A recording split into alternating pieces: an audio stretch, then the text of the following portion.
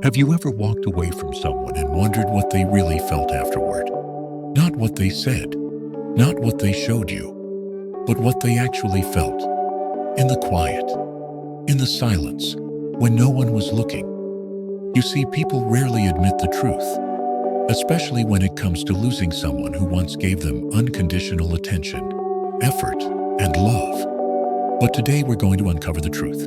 This is what they secretly feel when you finally walk away. When you go quiet, disappear, or simply stop trying.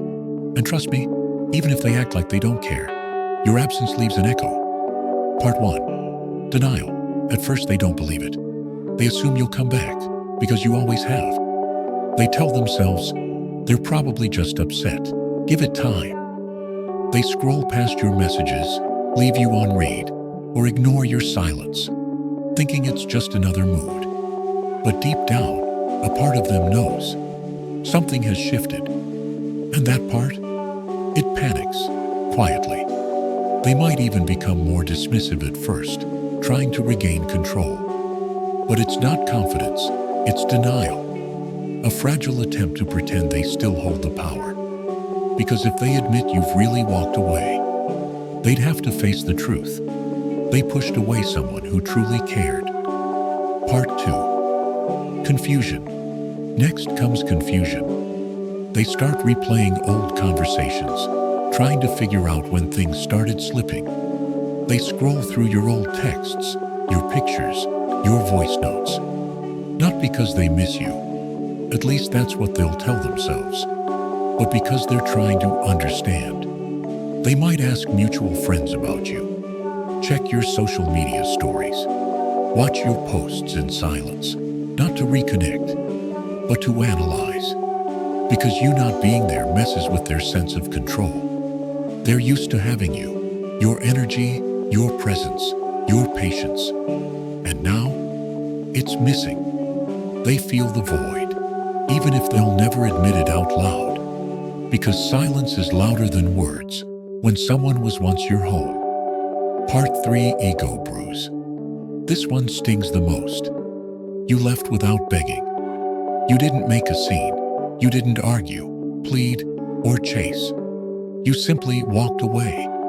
And for someone who's used to you always being the one who tries, that hurts. Their ego takes a direct hit. Because whether they realize it or not, they fed off the idea that you'd always be there. You see, some people don't value you. They value your availability, your loyalty, your presence. They assume it's permanent. So when it's gone, it feels like rejection. Suddenly, they're not in control of the narrative anymore. They don't get to play victim, don't get to spin the story. You became unpredictable. And for someone used to holding power, that's terrifying. Part 4. Remorse, but still silent. After the ego bruise fades, something else creeps in. Remorse. Late at night, when the noise dies down, when no one else is around, that's when your absence feels real. They start to remember the little things, the times you showed up, the patience, the effort, the emotional labor. They remember how you always tried to make it work, even when they didn't meet you halfway. They realize you weren't perfect, but you were present. And now you're not. But here's the thing. Many people will feel remorse, but never act on it. Because to reach out means admitting fault, admitting they pushed you away. And that takes vulnerability, humility, growth. Not everyone is ready for that. So instead, they sit in silence, wishing they could turn back time, but too proud to press send. Part 5. Projection and replacement. This is the phase where they try to replace you. Not because they've moved on, but because they want to escape the feelings. They might jump into a rebound, flirt more, party harder, act like everything's great. But behind that highlight reel is someone trying to fill a space they never truly appreciated. They try to replicate the connection, but it doesn't work. Because when you've tasted real energy, surface-level distractions feel empty. So they project. They blame you in their mind. They were too sensitive, too emotional, too much. It's easier to label you as the problem than to admit they lost something real. So they create a version of you that justifies their actions. But late at night, the truth returns, and it whispers, "You were real," and they let you go. Part 6. Realization. Eventually, they realize what they lost.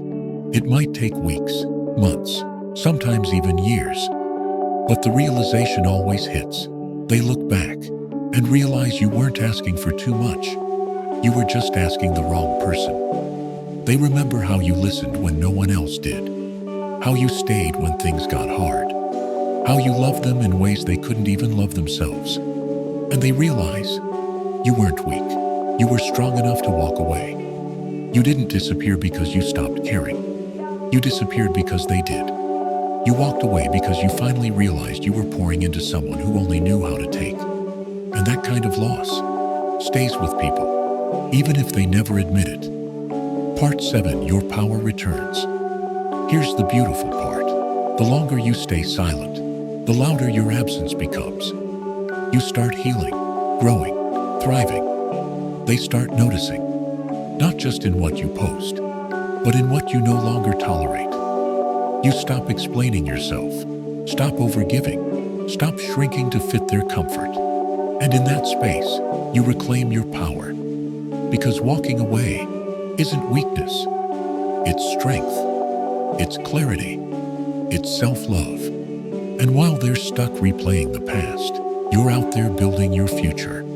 Not to prove anything, not to make them jealous, but because you finally realized you deserve peace more than closure.